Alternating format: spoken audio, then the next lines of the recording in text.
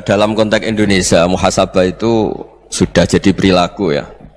Karena dulu orang tua saya, guru-guru saya kalau ngandani itu, bayangkan kalau kamu jadi dia. Jadi misalnya kita mentang-mentang atasan, otoriter sama bawahan. Bayangkan kalau kamu jadi yang bawahan itu kayak apa? Laukun tamakanah, kalau orang Arab bilang, bayangkan kalau kamu di posisi dia.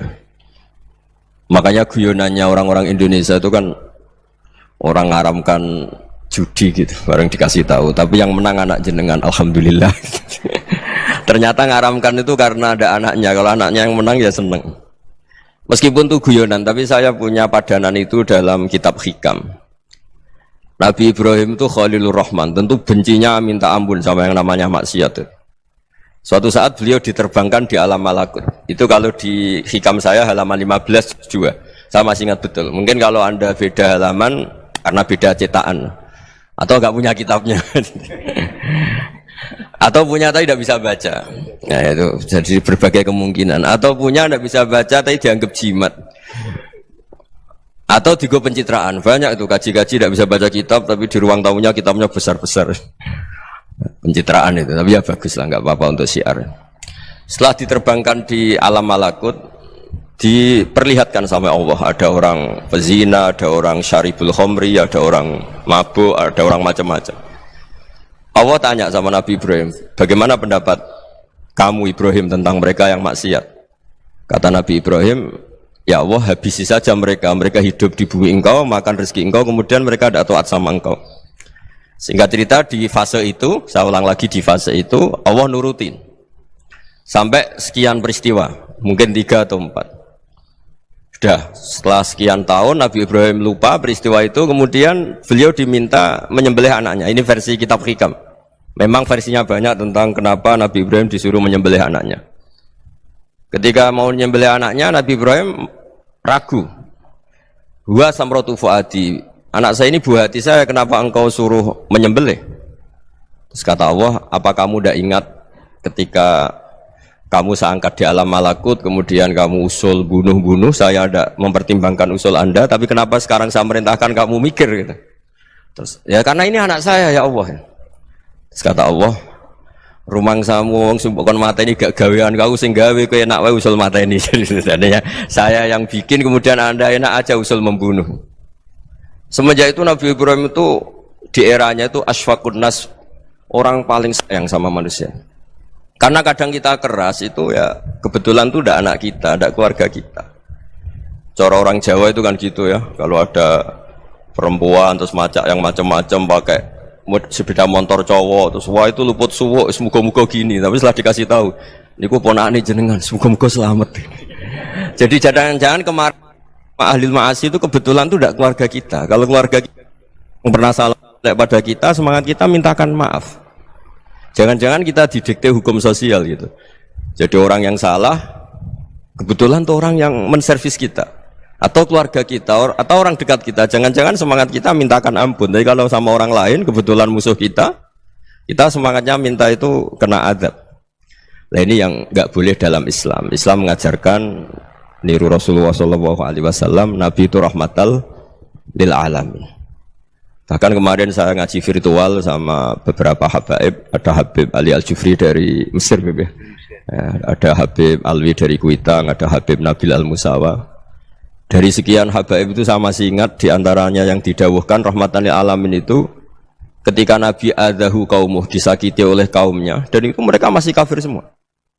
Itu mereka dapat doanya Nabi, Allah mahdi qaumi fa innahum la ya'lamun. Kayak apa baiknya Nabi, orang yang menyakiti, yang melukai, tapi Nabi masih berdoa, Allah mahdi qaumi fa innahum la ya'lamun.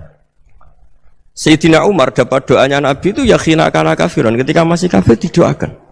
Allahumma aizzal Islam bi Umar. Itu ketika masih kafir. Itu pelajaran bagi kita bahwa yang sedang tidak cocok pun itu berdapat doa kita. Ya doa supaya kondisi kita baik, hari tambah baik. Karena agama ini saya berkali-kali bilang limangka nayarjuwa hawal yaumal akhir. Agama ini diperuntukkan bagi yang selalu punya harapan pada Allah Subhanahu wa taala. Saya cerita muhasabah ini tentang hubungan kita dengan Allah.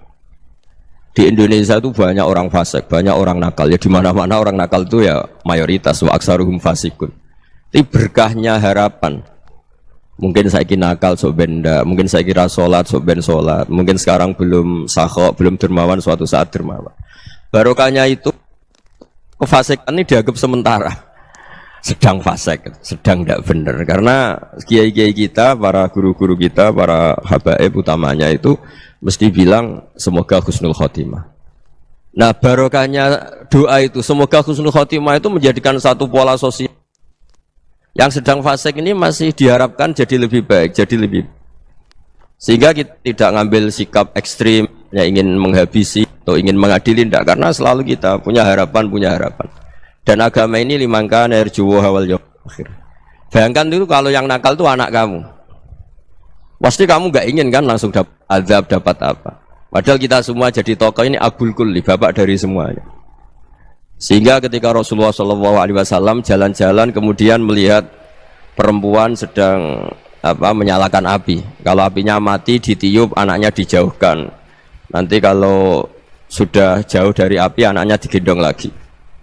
Terus kata Rasulullah, matur ke semua sahabat, Aro'aitum anna hadih tarihatan waladaha alan nar. Apa kamu berpendapat bahwa perempuan ini akan melemparkan anaknya ke neraka?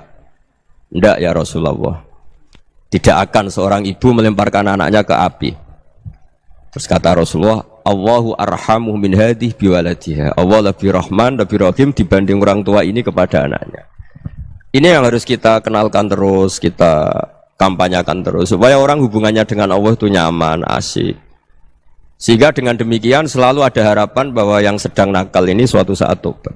Kita tidak boleh menghukumi pasti begini, pasti gini, itu tidak wilayah kita. Itu juga yang dicontohkan Rasulullah SAW. Secara lahir Nabi itu nggak berkenan sama Wahsy, karena Wahsy itu salahnya salah fatal karena membunuh ahabban nasi ila Rasulillah, yaitu membunuh Sayyid Hamzah. Jadi ketika Wahsy tobat, Nabi itu terima tobatnya. Dan ketika beliau dengan basariyahnya agak siap ketemu Wahsy karena harus ingat Sayyid Hamzah, basariyahnya diturutin. Oke, kamu iman, saya turutin, tapi jangan sering ketemu saya. Karena kalau ketemu kamu, saya masih ingat sama paman saya, Sayyid Hamzah. Kita bisa ngelola seperti itu. Kita tidak cocok sama orang, bagaimanapun mereka umat Rasulullah SAW, kita tetap mencintai mereka. Misalnya kalau beda agama, mereka sama-sama orang Indonesia, kita mencintai mereka atas nama warga Indonesia. Tapi kalau misalnya potongannya ora cocok, beda kultur, bawaannya itu mangkel no coro Jawa, ya bisa diilmoni, jangan ketemu. Wong sudah tidak cocok, ingin ketemu nyari solusi. Roh ini tok seneng itu kan ya repot itu. Ya sudah kalau nggak pati cocok ya jangan sering ketemu. Dan itu kita bisa memanage seperti itu tuh bisa. Saya berkali-kali cerita tentang Imam Syafi'i. Kalau dikasih tahu ya Imam Abu Abdillah, panggilannya Imam Syafi'i, tetangga anda ini ternyata banyak yang nggak senang anda. Jawabnya beliau senang. Ya bagus kalau nggak senang saya, ndak utang saya katanya. Jadi gara-gara sampean seneng aku ngatur aku ini kan. Dan mungkin sampean rasa seneng kan ya enak. Jadi hidup itu dianggap happy. Kalau seneng ya teman silaturahim, kalau nggak seneng ya nggak bakal utang gitu. Baru kaya seneng itu nggak ganggu. Gitu. Jadi dulu itu orang bisa ngelola seneng ndak seneng itu bisa. Karena ada kearifan hubungan dengan Allah Subhanahu wa taala. Hidupnya selesai karena masyghul bi dzikrillah. Mereka sibuk dengan Allah. Makanya kata ulama-ulama tasawuf, kamu jangan melihat manusia perilakunya, tapi kamu juga harus ingat yang gerakkan semua itu Allah Subhanahu wa taala. Dengan demikian kita farah, kita senang.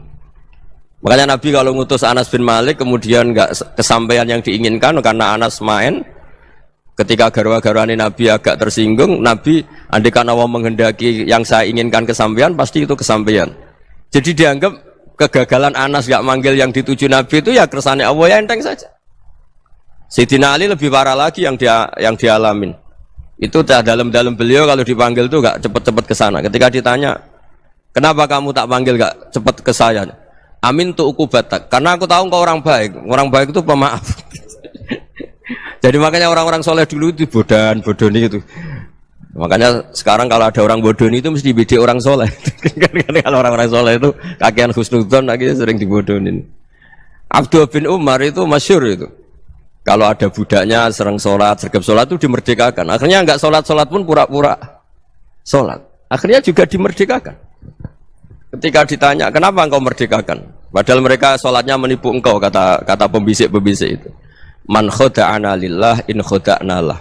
Dia nipu atas nama Allah, berarti saat tertipu juga atas nama Allah, enggak masalah dong, semuanya demi Allah Subhanahu wa ta'ala. Jadi ketika kita ketemu mensifati Allah Ta'ala itu ghafir, Allah pemaaf. Jangan kamu enggak fair untuk diri kamu nyifati Allah ghafir, pada orang lain Allah kamu sifati syadidul iqab. Jadi Allah kamu atur, kayak MC tadi ngatur saya. Jadi Allah itu apa? Kalau pada saya ghafir, kalau pada musuh saya syadidul iqab. Itu tidak fair.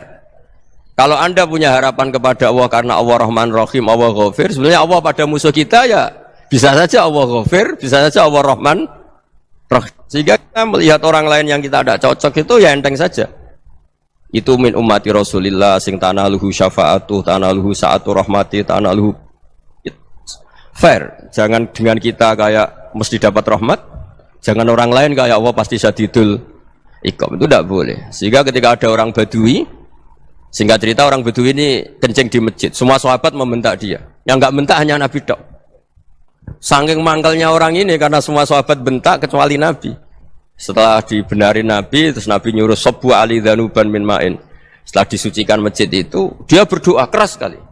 Allahumma arhamni wa Muhammadan wa la tarham ma'ana ahadan.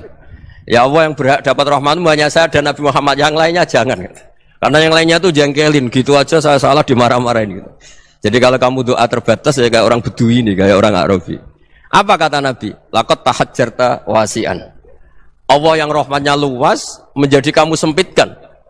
Karena kamu mau atur Allah hanya Rahman pada Indonesian Power, pada NU, pada kita, yang orang lain nggak perlu dapat. Itu kan kasihan Islam, karena Islam terus gak dimiliki semua orang. Allah gak dimiliki semua orang, Rasulullah gak dimiliki semua orang, karena di NU, di ormas tertentu, di gak boleh seperti itu. Gak boleh takhasyar tawasian, kata Nabi, gak boleh mempersempit zat yang rahmatnya itu luas. Ini semoga etika ini kita pakai di Indonesia. Yang sedang fase kita harapkan lebih baik. Yang sedang gak dapat hidayah, kita doakan dapat apa? Hidayah. Masyhur kan, makanya tadi saya mohon sama Habib Ali supaya Habib Ahmad supaya tetap mahalul qiyam, tabaruk sama Habib Ali. Di antara doa-doa di Simtuduror masyhur itu antuqa bilal mudhniba minnah fil ghufran wal musi'ah bil ihsan. Jadi harapannya para habaib, para orang-orang baik dulu ya, semoga yang dosa itu dimaafkan, yang sedang salah dibuka, bikin lebih baik. Nabi itu tugasnya juga gitu. Wastaghfir li dzambika walil mu'minina wal mu'minat. Nabi itu tugasnya juga memintakan ampun yang sedang salah.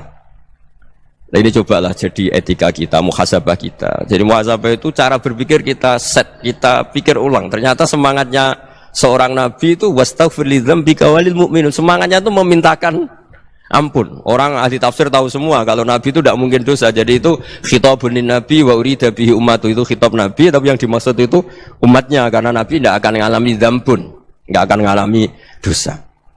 Sekarang enggak, kadang-kadang kita ini kalau orang lain salah itu semangat. Kalau di perusahaan ada teman salah, apalagi miran salah itu seneng, barokahnya salah bisa ganti kan gitu. Ya, jadi kalau mungkin di dunia tokoh juga gitu, barokahnya ada tokoh salah, kita yang jadi populer sendiri, tidak boleh seperti itu. Kita harus salimus sodri di jami'il muslimin. Jadi ini harus dilatih. Saya tadi matur sama Habib Ahmad, latihan kita jadi hidup. Nabi itu kalau resep jadi wali itu kata Nabi gampang. Kata Nabi, kalau kamu ingin disenangin Allah, ya sudah. Kalau kamu asbahta wa amseta gini-gini, perasaan kamu, kata Nabi, jangan punya perasaan ghil sama orang muslimin. Itu sudah wadzalika min sunnati. Makanya Nabi ngendikan la yablughni ahadun an ahadin syai'an. Ada yang baca la yuballighni ahadun an ahadin syai'an. Seseorang jangan melaporkan ke saya tentang salahnya yang lain. Fa inni akhruju ilaikum wa ana salimus sadri. Karena saya ingin ketemu sampean semua dalam keadaan salimus sadri, tidak punya perasaan apa-apa. Karena kalau nurutin pembisik, nurutin informasi itu ya repot, karena orang pasti sepihak. Ada kiai yang top, datang ke kampung-kampung yang desa-desa. Kata yang seneng itu punya akhlak. Wah itu bagus, orang besar datang ke kampung-kampung. Kata yang nggak seneng, wah itu jobnya kiai kecil kok diambil, itu kan ya kasihan. Itu kan sudut pandang.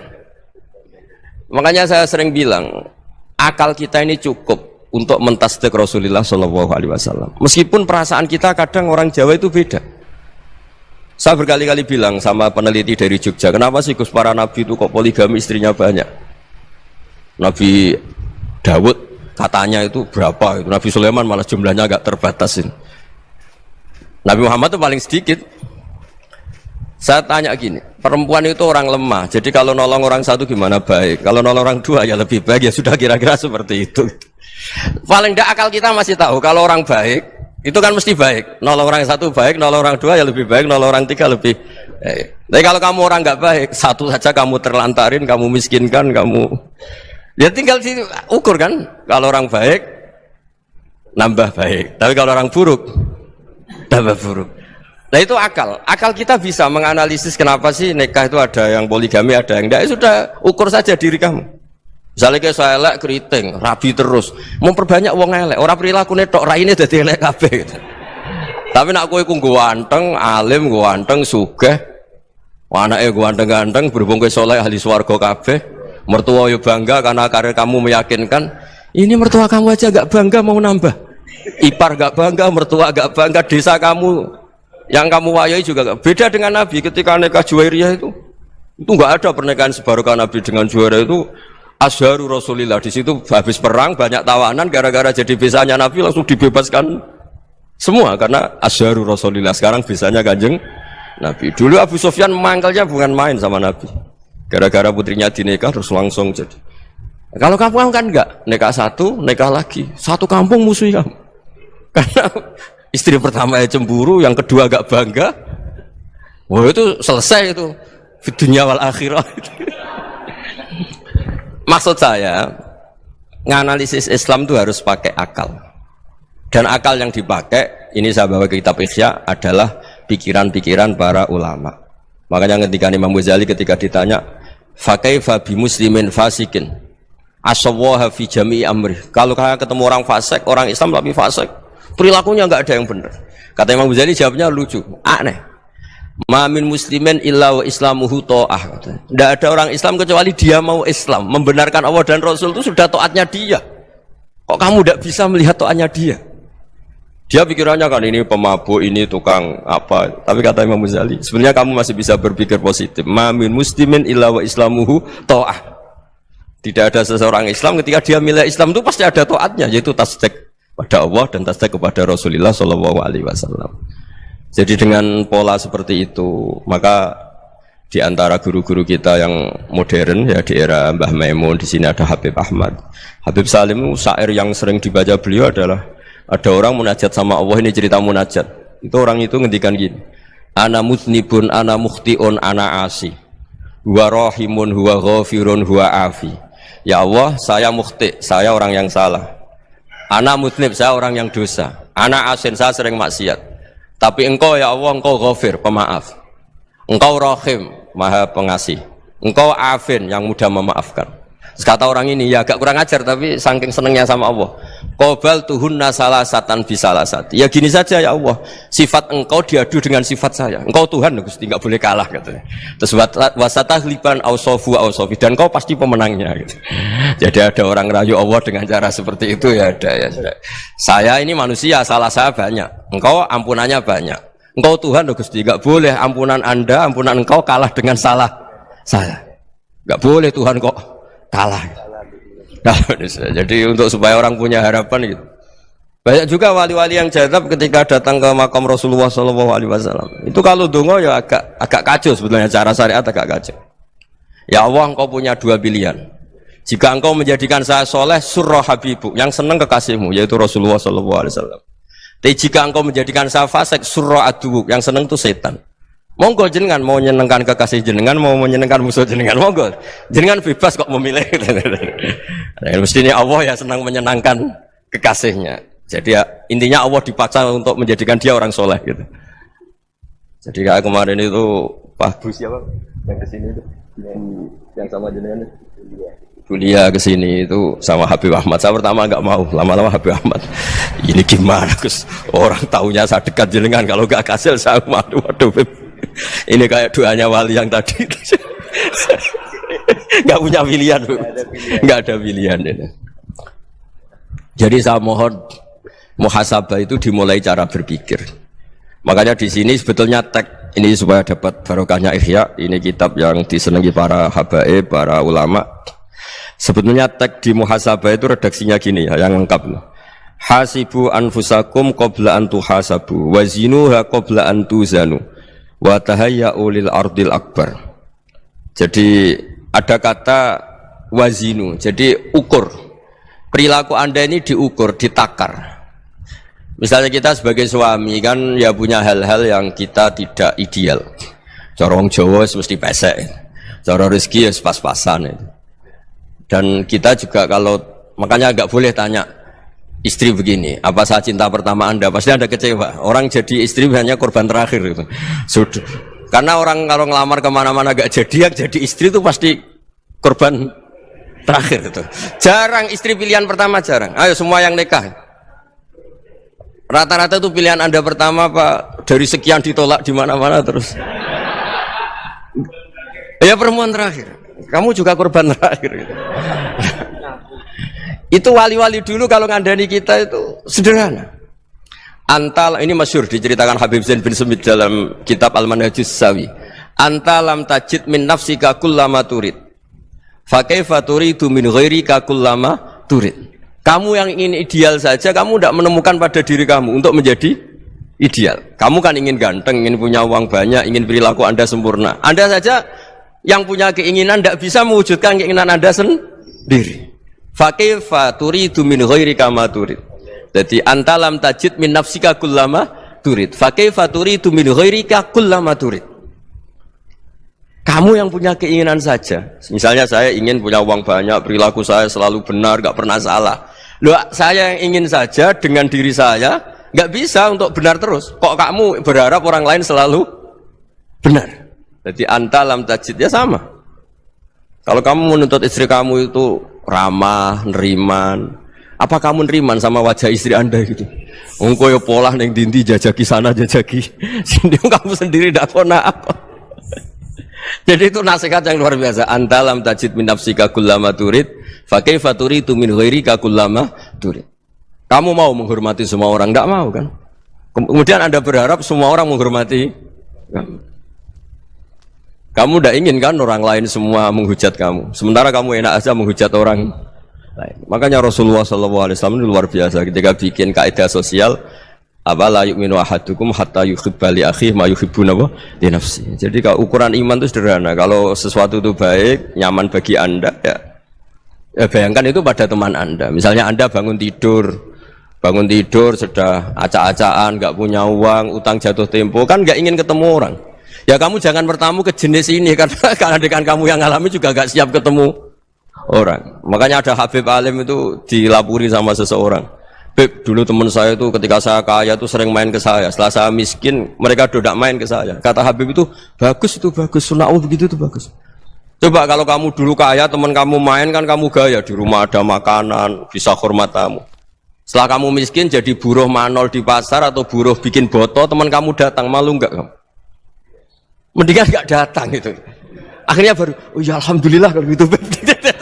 Loh ya kan dulu teman kita datang, kita ada Alphard, istri cantik, rumah bagus. Lah kita miskin, buruhnya orang pas dibentak-bentak, teman kamu udah datang. Milih datang kamu enggak kalau setelah kamu jatuh? Enggak kan? Jadi barokahnya ilmu itu terus. Ya, tapi kadang-kadang orang tuh, wah setelah saya miskin teman-teman enggak kasih ke sini. Ya kalau kamu sudah jatuh, teman-teman kamu situ jadi tontonan. Ya mulai sekarang cara berpikir itu dirubah. Dulu yang namanya kiai itu kalau diundang orang itu ya agak-agak senang. Semenjak saya itu agak rubah. Mengundang kiai, ngatur kiai itu tak haram-haramkan ya ada lumayan lah sekarang itu sudah mulai agak beretika. Dulu itu ngundang tuh tanggalnya ditentukan, jamnya ditentukan. Enggak mikir apa kiai saat itu nganggur, enggak. Punya wadifah, enggak. Dia milih tanggal yang dia nganggur, enggak mikir masa itu kiainya nganggur apa. Enggak. Ya saya hanya cerita aja, kamu tersinggung ya monggo, boten ya monggo itu kan. Jadi saya mohonlah supaya tadi saya juga matur ke Habib Ahmad. Jadi untuk orang merasa ikut sunnah Rasul itu gampang sekali kata Sayyid Muhammad. Dulu Nabi berpakaian ala daerahnya. Kalau mikot ya pakai mikotu baladi. Karena Nabi orang Madinah dan beliau berdomisili di Madinah ya misalnya mikotnya dari Bir Ali misalnya. Tapi kalau Anda orang kawasan Tanim mau umroh ya dari Tanim, misalnya kawasan Jirona ya dari Jirona. Artinya apa? Kamu ngambil mikot karena Nabi mikot misalnya dari Bir Ali, bukan berarti kamu harus seperti Nabi di Bir Ali, kamu orang Mekah, misalnya kamu orang Tanim, orang dia harus dari mikot itu apa? Baladi. Sama, makanya di fikih-fikih itu kalau teknik anak, Nabi orang Arab, halawiyatnya kurma ya kurma. Kalau orang Jawa sedegan, semua podo-podo. Ya, podo-podo manis. Jadi ini tabaruk sama Sayyid Muhammad, ini ada murid beliau Habib Ahmad, saya baca supaya orang itu merasa ikut Nabi itu gampang sekali. Ini saya baca ya di halaman tadi disaksikan Habib Ahmad 433 di kitab apa ini? Manhajus Salaf fi Fahmin Nusus. Itu kata Sayyid Muhammad, wa kanat sunnatu Rasulillah annahu yat'amu ma yajiduhu fi ardi wa yalbasu ma yajidu wa yarkabu ma yajidu mimma abahu wa ta'ala. Faman istamala ma yajidu fi ardi fa huwa al-muttabi' lis-sunnah. Kama annahu hajjal baita min madinati. Faman hajjal baita min madinati nafsihi fa huwa al-muttabi' lis-sunnah. Wa illam takun hadhil madinatu tilka. Jadi intinya misalnya Nabi dulu itu ngasih sedekah kepada fakir miskin ya pakai dinar, dirham. Ya kalau orang misalnya sedekah pakai rupiah ya sudah ikut sunnah Nabi. Jangan lu Nabi pakai dinar loh, kamu kok pakai rupiah. Dulu dinarnya Nabi udah ada tulisannya Bank Indonesia, kamu ada tulisannya Bank. Ya tidak ada seperti itu. Ya jadi misalnya Nabi sedekah pakai tamar atau pakai al-aqid, ya kita pakai beras, pakai apa. Supaya orang tuh bahwa Rasulullah itu milik kafatal linnas, milik semuanya. Sehingga merasa ikut sunnah Nabi itu ya semuanya. Makanya dulu Mbah Mun kalau motivasi saya supaya bombong, kalau orang Jawa bilang bombong. Wong Jawa itu mesti ono wong alim. Beliau menyontohkan Mas itu Mbah Fadol, Senori, Mbah Ihsan Jambes. Itu bisa ngarang-ngarang kitab luar biasa. Padahal beliau bukan orang Arab. Imam Sibawai itu orang Persia, Imam Ghazali orang Tus itu juga ikut Persia. Kata Imam Mun, wong sing ora Arab lah mesti untuk jatah alim kata beliau. Karena Nabi itu diutus kafatal linnas. Nanti kalau orang yang alim itu Arab tok, berarti tidak ada perwakilan dari Afrika, dari Asia Tenggara, dari mana-mana. Makanya karena Nabi statusnya itu kafatal linnas. Jadi kita harus bangga sebagai Muslim, sebagai orang Indonesia karena misalnya Wali Kutub dulu terkenalnya hanya ada di Yaman, di mana. Ternyata pernah ada juga di Indonesia dan seperti Habib Abu Bakar Segaf Gresik. Jadi ya artinya kan tetap orang Indonesia meskipun beliau dzurriyyah Rasul kan ya sudah orang apa? Orang Indonesia. Dzurriyyahnya Habib Ali Simtuduror sekarang di Solo. Jadi Indonesia juga dapat alawin banyak dari Sadatin al-Alawin juga banyak. Jadi saya mohon barokahnya ngaji seperti ini. Melihat orang lain tuh gampang, bayangkan tuh kalau anak kamu. Makanya Nabi nanti kalau nggak percaya lihat di Hikam nomor 15 di kitab saya itu. Di situ dijelaskan oleh Hikam, jangan-jangan semangat Anda pada orang yang maksiat, pada orang yang keliru supaya dihukum itu karena kebetulan itu udah anak Anda, itu udah keluarga Anda. Coba kalau itu keluarga Anda. Makanya kalau saya guyonan di Jogja itu ada pembantu mecahkan piring terus dimarahi majikannya, saya mesti guyon gitu. Pasti itu pembantunya tidak cantik. Kok bisa Gus? Andai kan cantik dan kamu senang mecahno piring satu, piring 1000 ora iso ngamuk kowe. Ternyata ngamuknya itu karena mecahkan piring apa karena plus tidak cantik? Coba jawab para lelaki ini. Kamu marah sama orang maksiat tuh karena maksiat karena plus itu udah anak Anda. Bayangkan kalau itu anak Anda. Itu hebatnya Rasulullah SAW karena kita yang salah pun kadung umatnya, Nabi tetap ngasih fasilitas syafaati li ahlil kabair min ummati. Kayak apa baiknya Nabi? Tidak ikut maksiat tapi ikut fasilitasi ngasih syafaat. Loh kalau li ahlil ibadah kan wajar, Nabi ketika ini syafaati li ahlil kabair min ummati. Ya karena tadi logika yang dibangun Rasulullah itu logika yang luar biasa. Kita semangat orang lain kena hukuman itu karena kita tidak punya ra'fah, tidak punya rahmah. Coba kalau Rasulullah yang bil mukminina raufur rahim, semangatnya itu mendoakan supaya tobat, mendoakan diampuni. Dan itu juga yang diperintahkan oleh Allah Subhanahu wa taala, wastaghfir li dzambika walil mu'minina wal mu'minat.